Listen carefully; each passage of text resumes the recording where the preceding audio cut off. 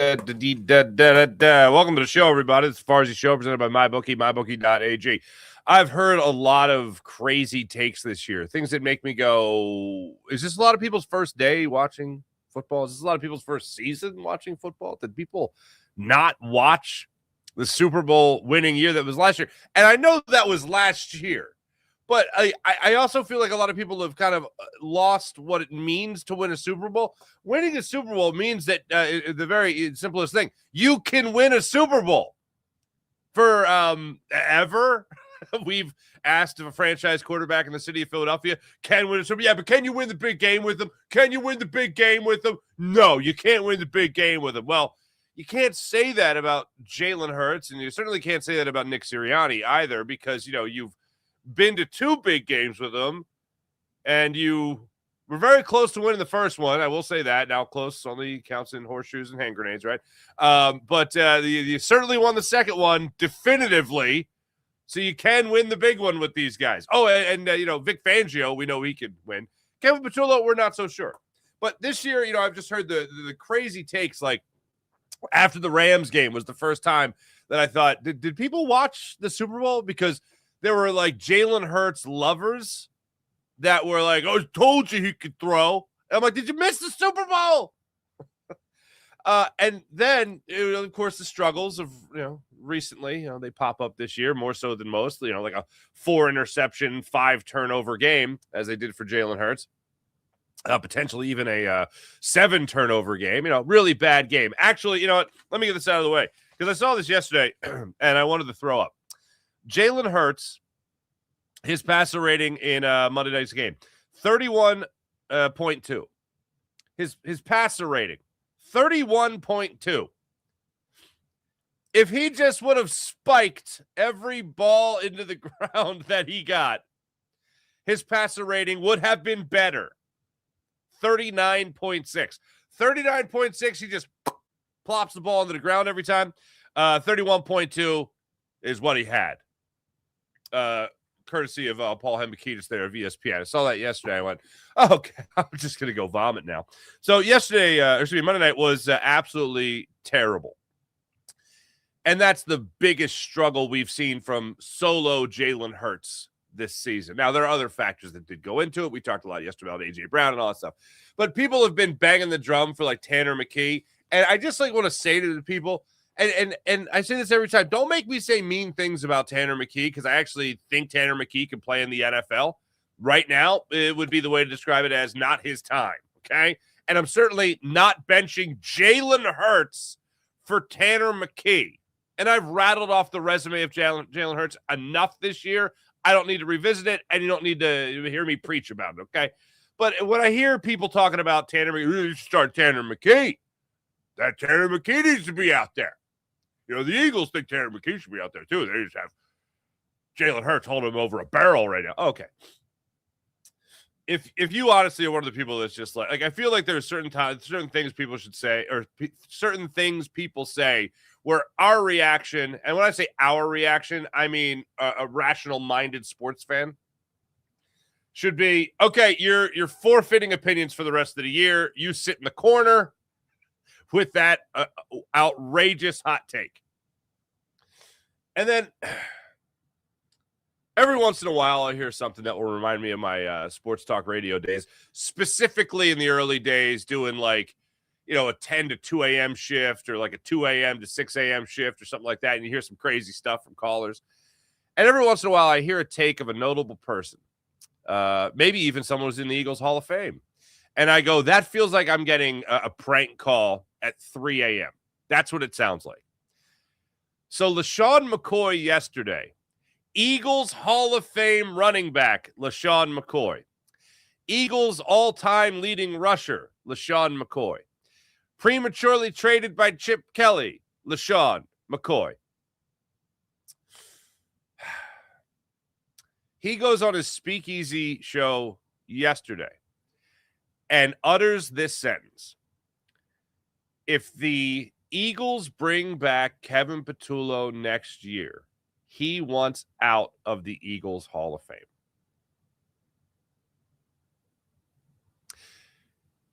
This is real. I First saw it, my man Jeff Skversky had it on his social media there, so that's where I saw it originally. Then I looked around for it just to make sure it wasn't AI because it was just so dumb. And no, it's not. It's real. It's LeSean McCoy not only said that if Kevin Patullo is back next year as the Eagles offensive coordinator, that he wants out of the Eagles Hall of Fame. He also said that you could give his number to a kicker. Okay. I feel, look, I don't want to defend the Eagles for how bad they've been this year. And I certainly don't want to defend, I should say mediocre, and then how terrible they have been, especially over this 3-game losing streak, how just terrible the offense has looked as a whole this season. How bad even Howie Roseman has been. I've talked about that this year. That's just this one bad year. I've talked about all the bad that has happened this year. But let's not get crazy here, okay? I'm not benching Jalen Hurts, and I'm not taking LeSean McCoy out of the Eagles Hall of Fame if Kevin Patullo is back next year as the Eagles offensive coordinator. Because I also tell you this, I think there's a pretty good chance Kevin Patullo comes back as the Eagles offensive coordinator. I'm sorry. I know this might sound crazy to some people, but not a lot of people want the Eagles job from what I understand. There's a lot of personalities on this offense that a lot of people don't want to deal with, apparently. My feeling is, though, if you're a young, up-and-coming offensive coordinator, if you aspire to be an offensive coordinator, let's just say it's you or me, quarterback, an all-pro talent receiver, another extremely talented wide receiver in what you have in Devontae Smith. I'd love to have Saquon Barkley. I'd love to have Jeff Stoutland as my offensive line coach. That seems like a pretty good spot to be in for any offensive coordinator. But, no, personalities. Yeah, I'll take on the personalities if it means I get to be an offensive coordinator. But from what I understand, a lot of people don't want to deal with the personalities on this Eagles team. So Kevin Patullo might have been more of a lack of options than anything else. Might have been more of a lack of options as opposed to Nick Serriani really banging the drum for this guy. Hell, it worked for Kellen Moore. He came here, one-stop shop. All of a sudden, he's a head coach in the NFL. I don't think a lot of people are going to be banging down the door, unfortunately. Now, maybe they go out, they get an experienced play caller, whoever that might be, and they run it back with Kellen Moore, and then you have that guy for one more year, and you're back in the vicious cycle, which, by the way, is exactly what I talked about a year ago, almost a year and a half ago now, when you brought in Kellen Moore. You're going to start this vicious cycle of bringing in guys. This offense is going to make them look pretty damn good, even if they're just okay as a play caller. A little bit better than what Kevin Patullo is. They're going to come out, they're going to look like geniuses. But I never thought I would hear a team, a Hall of Famer of any team, a Ring of Honor player, whatever, go, you know what, take me out if Kevin Patullo is back. Oh, and while you're at it, you could also give my number to a kicker. We are officially, we've been in the spiral, but now we're in the spiral to Crazyville. Here's what I would have been interested to hear. All right, if not Kevin Patullo, and this wasn't discussed on his show there, Speakeasy, LeSean McCoy, the follow-up question for me would have been, hey, Chip Kelly's available. Who would you rather have? Because it is well documented, not just through reports, but through as Doc Rivers would say, through the source himself, through LeSean McCoy's own lips, as he talked about the utter disdain for Chip Kelly. And how much he hated being traded. And how much when he was on the phone with his agent, I think it was Drew Rosenhaus at the time. And they're like, hey, you got traded to Buffalo. He's like, no, come on, man. Seriously. What's going on? How you doing? He's like, no, you just got traded to Buffalo. What? Who would you rather have, LeSean McCoy? Here's my question. Who would you rather have call plays for the Eagles for the rest of this season? And let's say next year as well. Because, that's the year that apparently is going to hang in the balance as to whether or not you're in the Hall of Fame or not. Who would you rather have call plays? Kevin Patullo continue to call plays for the Philadelphia Eagles as their offensive coordinator, or Chip Kelly comes back to Philadelphia in the role of offensive coordinator? Chip Kelly or Kevin Patullo? LeSean McCoy, choose your evil. The ultimate in this. If Jeffrey Lurie's feeling a little spiteful, if Jeffrey Lurie's feeling just a little bit, tad bit spiteful. Okay, I'll fire Kevin Patullo, but I'm hiring Chip Kelly. Still want to be in that Ring of Honor? Still want to be in the Hall of Fame, the Eagles Hall of Fame? Okay, thank you. That's if he was feeling spiteful.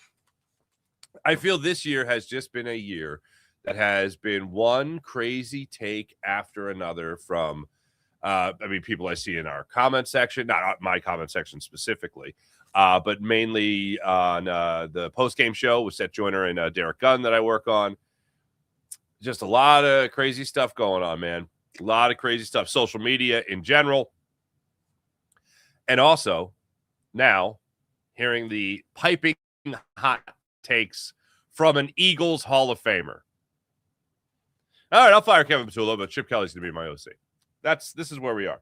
Now, this might sound absolutely crazy to some people too, but I actually really like the Eagles against the Raiders. I don't think this slide continues into the Raiders game here. Chip Kelly's former squad, I might add.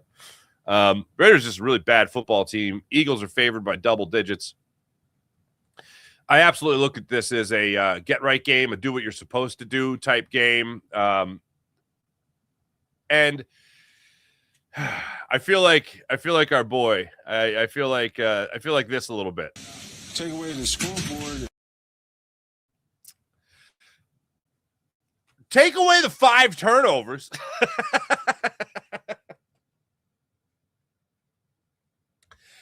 Take away the 5 turnovers. And there were things that I liked about this Eagles offense. I know. All right, hold on. When you revive yourself from passing out, I will say I liked the aggression. But I hope that there was a lesson learned. I said yesterday that one of the things I noticed in this game was it was like a challenge to Jalen Hurts to be the guy. This isn't going to be, Saquon Barkley coming to save you. And he was the only guy to score a touchdown. It wasn't going to be Saquon Barkley coming to save you. This was going to be figuring out how Jalen is going to win you football games. That's what this game was. And Jalen obviously wasn't up to the challenge. A.J. Brown, apparently, not up to the challenge in this game. Devontae Smith, as clutch as he was with that 3rd and 16 catch over the middle, and Jalen was clutch to deliver that ball in that time to keep the drive going. He had a drop that if he catches it, you're talking about burning another timeout from the Chargers. You're talking about potentially them just taking it to the 2-minute warning. Either way, you're robbing them of another stoppage of play with you being able to go in front and give them less time to kick that field goal. Even though I don't blame Devontae Smith for that particular play. I blame the play call for that particular play, but,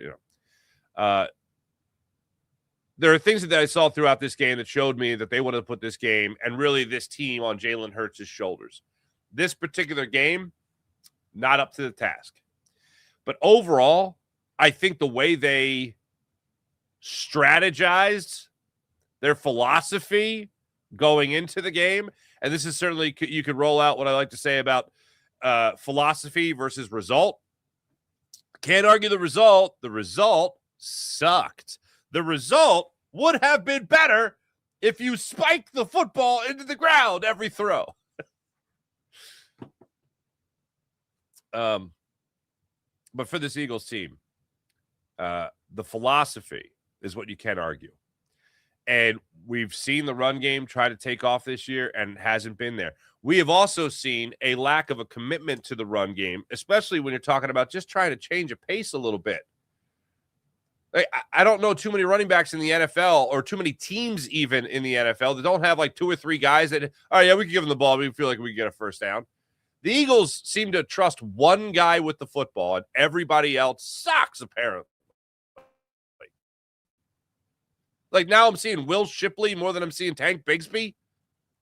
Like, I know it was the Giants game that Saquon and Tank went off, but I'd still like to see the change of the pace a little bit more. Let me see a little bit more of a commitment to the run. And if you're not going to do that for whatever reason, well, then obviously it's going to go on the shoulders of Jalen Hurts. This game, once again, obviously, I'll say it, he wasn't up to the challenge. But in the aggression and in the philosophy, that does give me at least a little bit of confidence in the rest of this year, because one thing that you could say about Jalen Hurts is that this guy does have the ability to adapt. What they can't have happen, though, is allow everything else to continue to go wrong. The other part about having confidence, not just about this game against the Raiders, but going forward, you're looking at the opportunity here to at least win you 3 more games and finish with 11 wins on the season. You have the opportunity here to get right to whatever extent that is against the Raiders. Then you might be getting a little bit more confidence there when you go and you take on the Washington Commanders. Then you got the Bills in Buffalo, and then you got the Commanders again to round out the regular season. The Bills game is obviously one that's a little bit scary. You're not facing, other than that, top-tier, intimidating opponents. And the other part of it is your defense has the ability, especially if you get Jalen Carter back either this week. Look, I'm so confident that the Eagles could put up points against the Raiders that if it helps the overall good, the greater good of not having Jalen Carter out there against the Raiders, then yeah, give him another week to rest those shoulders from the procedure he had on each of them. So give him time. You're not playing the upper echelon opponents. You're through the toughest part of your schedule. You got one more tough opponent left. You have an opportunity here to gain momentum, pull focus once again, have less responsibility with Kevin Patullo, and get this offense to build that confidence going into the playoffs. And I do believe, and I never strayed from this, that the Eagles are making the playoffs. I haven't strayed from the Eagles winning the division. I still see them winning the division. But, man, it is tough to look down the line with any sort of rose-colored glasses or Disney-colored glasses. But, man, when I look down the schedule, and I know what this Eagles team has to offer for the rest of the season. I know the talent on this team, and I do know, as I told you, even before it came out with Adam Schefter, you can't listen to Nick Sirianni a week ago and go, oh, nothing's changing. He literally told you things were changing behind the scenes. That, to me, that was the headline. Not, is Kevin Patullo still going to call plays? Yep. All right. I didn't expect him to be fired as the OC. I didn't expect him to be demoted as a play caller, but I did expect to see Nick do more. And as my point was yesterday, what the hell took you so long, Nick? The thing that is so insane, and I touched on this yesterday, I got to hit it again. Jalen Hurts actually threw Nick Sirianni a bone as far as his impact and his help in at least their offensive game plan and philosophy going to this game against the Chargers. Let's go. Changes benefit the offense. I think we had a lot of opportunity out there. Nick stepped in, and I think he played a very good role this week, provided some structure and kind of organized some things for us. Obviously, we still have ways and room for improvement. All right. You wouldn't get that a year and a half ago. You wouldn't get that from Jalen Hurts on Nick Sirianni. But apparently, things have gotten so bad that Nick Sirianni is really having an impact on the offensive game plan. Unfortunately, it didn't result in points. AJ doesn't drop 3 balls. Jalen doesn't have the worst game of his career. And maybe we're talking about things that are completely different.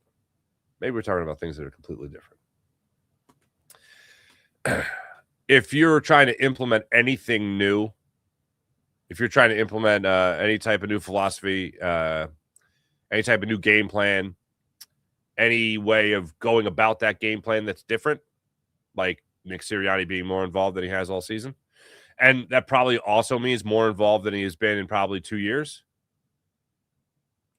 well, then I want to go up against opponents that you should be able to run it up on. And that's what you got, other than the Bills. You have the opportunity where you can go into these games as the favorite, goes without saying, and implement the new things that you want implemented in your offense. It's not like you don't have the talent to do it. You certainly have that.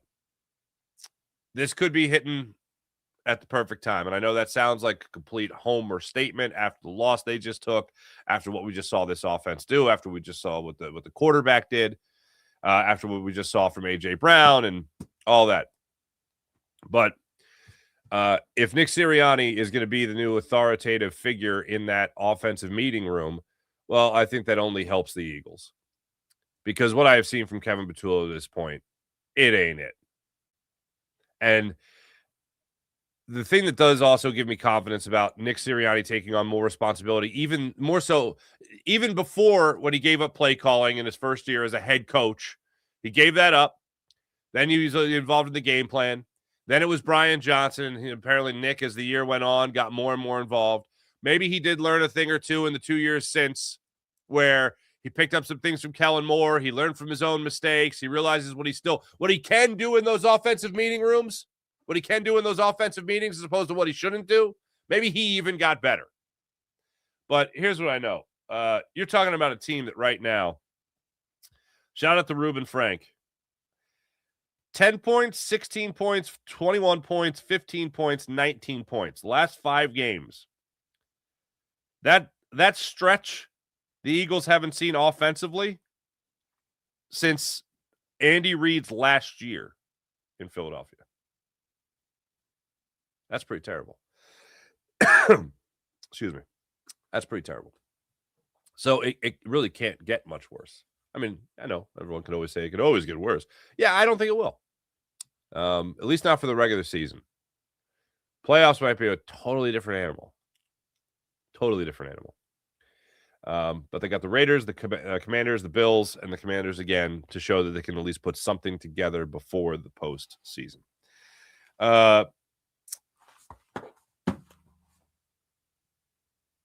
Flip it over to baseball. Big day for the Phillies yesterday.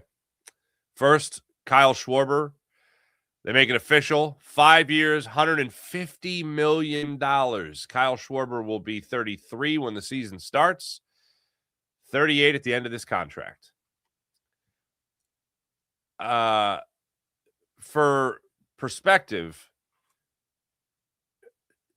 Bryce Harper will be making about $22 million in the final year of this deal with Kyle Schwarber. So Kyle Schwarber will be making 30. Bryce Harper making 22. He's a DH. If you got confidence that a guy can stay healthy, it's going to be your DH.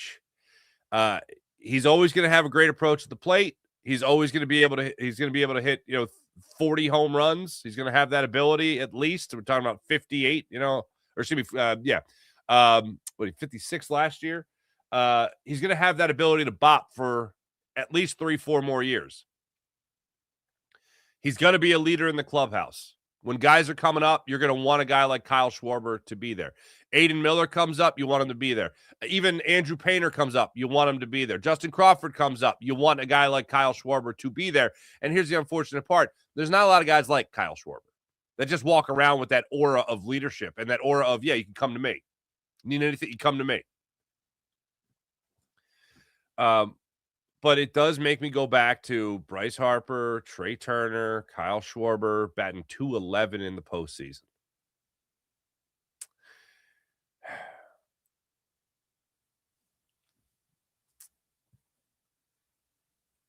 I want to do cartwheels over a guy like Kyle Schwarber staying in Philadelphia.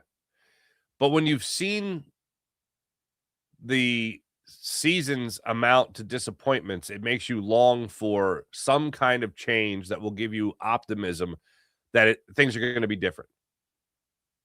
That when you get to the postseason, you're going to have somebody who's clutch. But the other side of it that I also look at is the idea that you have somebody coming into this, or somebody staying in this locker room, rather, somebody staying in this clubhouse that will really help you get through the regular season. Now, you can look at the Dodgers, for instance, and say, well, the regular season, what does it really matter? You just got to make the playoffs. Yeah, it's true. I don't disagree with that philosophy at all. That is absolutely 100% true. And one of the things that made me confident about this Phillies team that got shot real quick was they're playing good baseball at the end of the season. They're playing good baseball in the middle of the season, obviously, really hit their stride. Had a little bit of a lull and then got right back on the winning track in September. There's a couple different ways you can obviously make the World Series. We've seen it a few times with the Phillies. There are certainly a couple of ways you can make the playoffs. I'd rather be the hottest team at the end of the year. But still, you're going to need to be there at the end of the year. And a guy like Kyle Schwarber certainly helps you be there. Look, this is a guy that didn't play an entire regular season and was hitting home runs in a World Series. So it's not like he doesn't have any clutch gene in him whatsoever. I'm happy. Ultimately, I'm happy that he's going to be here for the next 5 years. The money aspect and other ways you could spend it, and I know it's baseball, but like every team, there's a budget. I don't know what John Middleton's budget is. I don't know what the ownership group budget after John Middleton has set the budget at.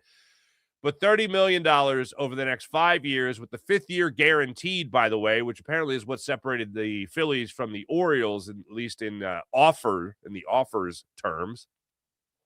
I'm sure also staying in Philadelphia had something to do with it as well. But the way the Phillies smoothed everything else over with making it the clear-cut favorite to land Kyle Schwarber was in that 5th year. Not an option. 5th year, guaranteed. 38 years old, hoping to still be slugging in South Philadelphia. Overall, my reaction to it is positive. I'm happy Kyle Schwarber is going to be here. You still need somebody to help you get you through the regular season to make sure you make the playoffs, and Kyle Schwarber seems like a pretty good bet to be here in Philadelphia doing his thing. So I'm happy about that.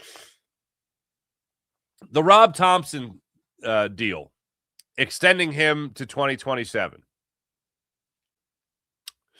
So I'm not surprised by this deal at all. And once the murmurs started about Don Mattingly potentially joining the Phillies staff as a bench coach, I went, huh. You know that's just Rob Thompson's replacement, right? And I hate to bring it up because we saw this before with Ryan Sandberg when that transition happened from Charlie Manuel to Ryan Sandberg. We all knew the deal. We all knew what was what. We're like, oh, that's going to be Charlie's replacement eventually. And it didn't work out. Don Mattingly is sitting on the bench next to Rob Thompson, and this Phillies team goes through another long lull in the early goings of the season, to the later early portion of the season. Tom Mattingly is the new manager. Like, done. We're not talking about, hey, I wonder if Mike Leach is going to be doing it. No, he's not. I wonder if Dusty Wath. Nope. Don Mattingly is going to be your new manager.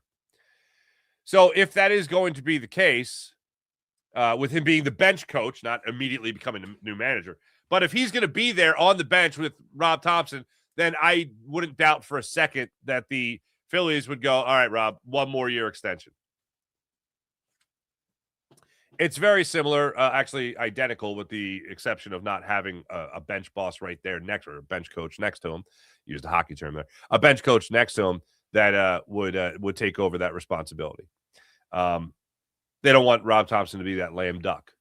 So this year they did exactly what they did last year, except it looks like you could have somebody of great note playing behind him, or sitting next to him, rather, on the bench. Overall, there are things Rob Thompson does that drive me crazy, and certainly just consistently trusting bullpen members that have proven time and time again that they don't have they're not worthy of the trust. That drives me pretty bonkers. But I got to give him credit. He figured out the outfield platoon situation. He ended up getting the best out of all his players other than Nick Castellanos, which is why I still believe Nick Castellanos is not going to be here. And that was my feeling immediately after listening to Dave Dombrowski break it down at the end of the season. I know a lot of people focused on, he said something about Bryce Harper. Well, he wasn't wrong about Bryce Harper, but it's certainly, if you're Bryce Harper, it wasn't the biggest vote of confidence. But my thing was, okay, so there's going to be a new right fielder next year, because it ain't going to be Nick Castellanos. Everybody else, he talked about a future. With Nick Castellanos, he was like, yeah, we'll see. Yeah, we'll see. But I'm very curious to see who's going to be playing right field for the Phillies. Maybe they'll still be in the Cody Bellinger sweepstakes. Doubt it. Maybe Justin Crawford gets that role. But I do think that there's going to be significant changes made to this Phillies team, and I never thought Kyle Schwarber was going to be one of them. I thought he would be staying here in Philadelphia. And also, on a side note, sorry, Cincinnati. No, you guys were really making a push. Really making a push. By the way, something also worth noting from Kyle Schwarber. I mentioned the 56 home runs that he hit last year. He was in pursuit of 58. That was the number I had in my head. He was in pursuit of 58, obviously, because of Ryan Howard, but he came up with 56 last year. So I guess we'll have to settle for that. But he also hit 240 last year, which I know is not a brag, but for Kyle Schwarber, it kind of is. He hit 248 the year prior, 240 last year, 248 the year prior, 197 the year prior to that, 218, 240 and 248. Those were his highest averages with the Phillies. And also in back-to-back years, identical, almost identical, rather. 366 on base percentage, 365 on base percentage this past year, 366 a year prior. So how about that? And also got a slugging percentage up to 56. I was doing .563 on the season. And a WAR, by the way, a career high in WAR for those believers, 4.7 on the season. So that's what you're looking at with the Phillies and the moves that they've made to this point with the meetings going on right now. So that's how that works. Want to shout out your Philadelphia Flyers. Got the 4-1 win last night over the Sharks. Bobby Brink to Noah Cates last night. A nice little goal right there at the end of the first period. About 8 seconds left, 10 seconds left. Way to go, boys. And Travis Konechny. They don't ask how. They ask how many. And he's got 500 career points. It happened on an empty netter. But so what? 500 career points for Travis Konechny. You love to see it. Back to the Eagles. Today, we're supposed to hear from Nick Serriani. He's supposed to address the media for the first time since his press conference right after the loss to the LA Chargers. A question that I do have, and I don't think Nick wasn't asked this after the game. Why was he smiling? And I don't ask this in a deviant way. I don't ask this for a negative way. I ask this out in a negative way. I ask this out of complete curiosity. Why was he smiling? Now, it could easily be explained with it was just the way the game went, and if I wasn't smiling, I'd be crying, or if I wasn't smiling, I'd be losing my damn mind, whatever. That could be the answer, and that's fine. But I want to know, like, why was he smiling? I know there's a million other problems from that game, but I'm just curious. Can't a guy just be curious? I'm just curious. They Jalen Hurts makes the stupid read and a bad throw and horrible decision, and it cuts over to, was he just like, yep, Cam Hart wasn't going to be beat. Interception, tip ball, broke up the touchdown with AJ in the end zone. That would have put the Eagles up a touchdown in the fourth quarter. Why was he smiling? Why was Nick Sirianni smiling? Like, there's a nice way to ask that without sounding like a dick. Like, hey, Nick, why were you smiling at that moment of sheer annoyance? Like, why? Well, what? Just curious. And I'd be very interested to hear what he had to say. Cameron's kind of smiling over, if I have to explain why I have any emotion on the sideline, oh, man, we'll be here all day. Yeah, I get it. I get that about the why in Green Bay. Well, but why the smirk? It was just like, nothing's going our way today. That's it. That's that. I'd accept that. And quite frankly, I do think that's why, but I think it. I don't know it.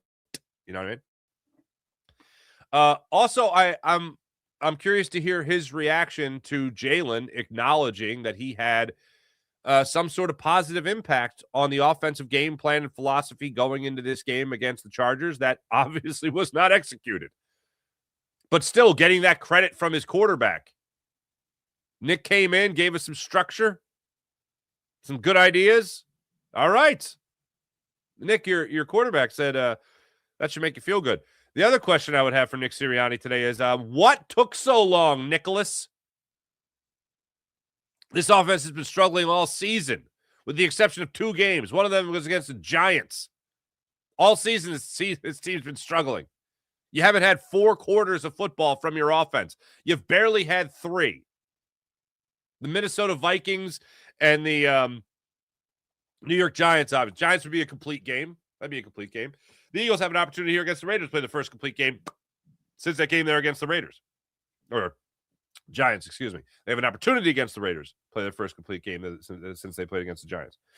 But I'd be curious to hear from Nick Serriani what took so long. Why is the report coming out, and why are you acknowledging the report and confirming the report in week 14? This is not a new problem.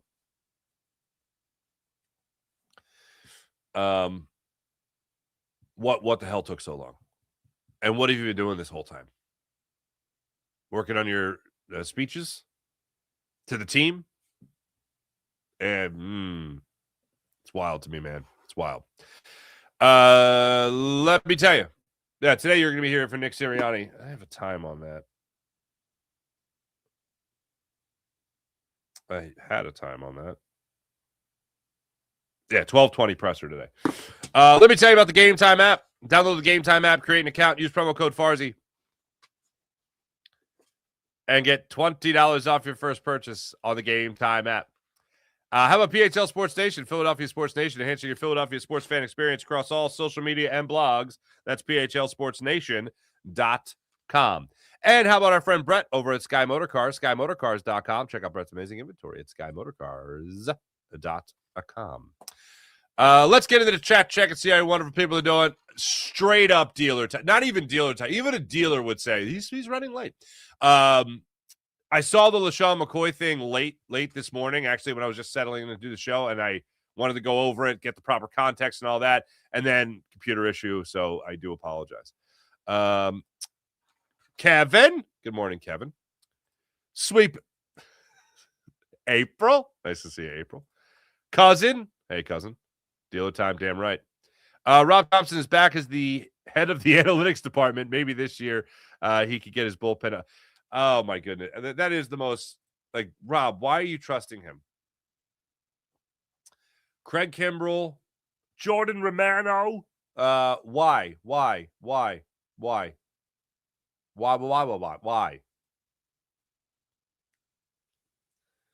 Hey, let's have David Robertson come up and do an up-down when he hasn't done an up-down at any point for us this season. That seems like a bad idea. David Robertson. No. Let's do an up-down. By the way, there's no phrase in sports that has come out recently that I hate more than an up-down. He had an up-down.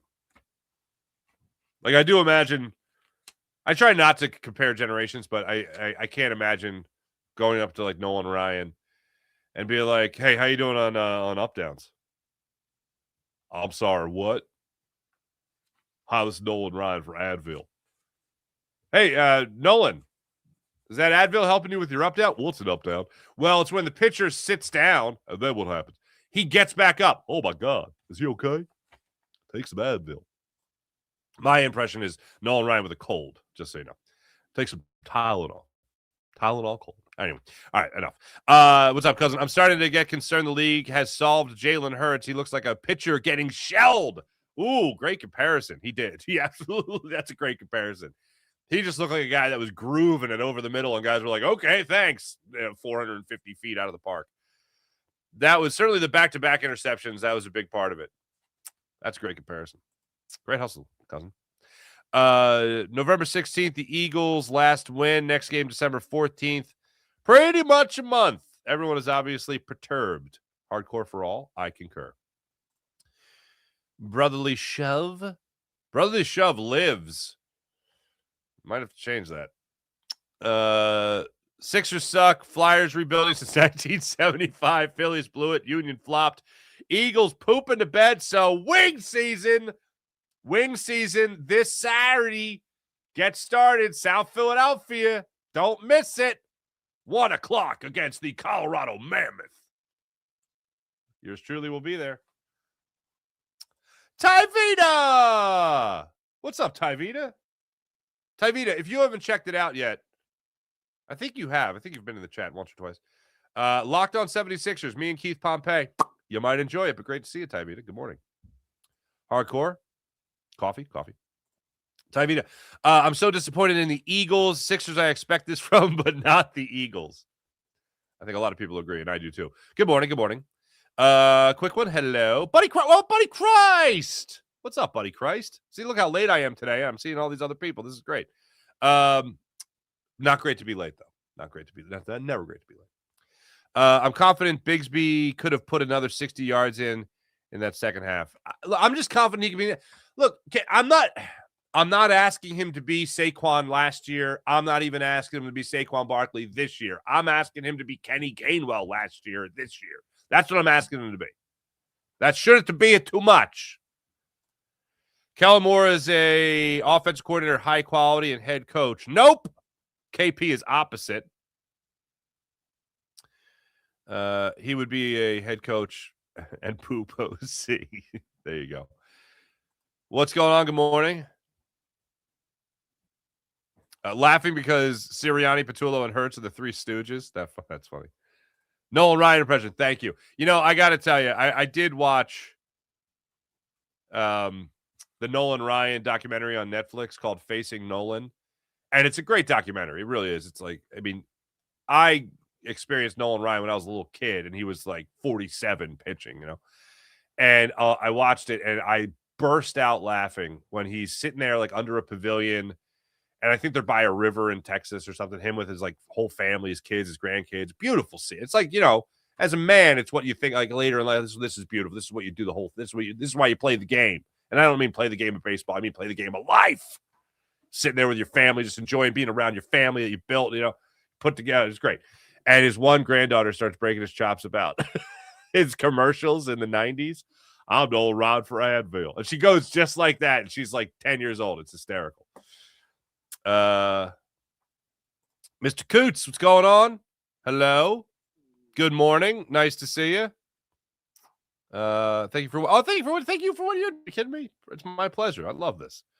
Thanks to everybody in the chat. You guys are great as per usual. Morning Rush brought to you by Sky Motorcars, SkyMotorcars.com. Your 10-9-8 76ers don't play till Friday. Okay? That's going to be a 7 o'clock tip-off in South Philadelphia against the Pacers. I assume, after a long layoff, you're going to have Joel Embiid, Paul George, and Tyrese Maxey playing again for the first time, and certainly not a back-to-back, but back-to-back games, although they're separated by a Sunday and a Friday. So you got the Pacers Friday night, then Sunday you got the Atlanta Hawks in Atlanta. Then that following Friday, another long layoff, you got the New York Knicks in New York. Then home for two. That's going to be the first leg of a back-to-back. Knicks and then Mavericks, the 19th and 20th in Madison Square Garden, then in South Philadelphia. So that's the way that one will work. Also, Flyers, after their win last night, how about that for the Orange and Black? Now 16-9-3 on the season. They're back at it tomorrow night. They host the Golden Knights of Las Vegas. That's the way that one works. 7 o'clock tomorrow night. All right. Thanks for listening. Thanks for watching. You guys are great as per usual. Back with you guys tomorrow. And also later today, Locked On 76ers. We're going live at 10 o'clock. See you guys then. Have a great rest of your day, everybody.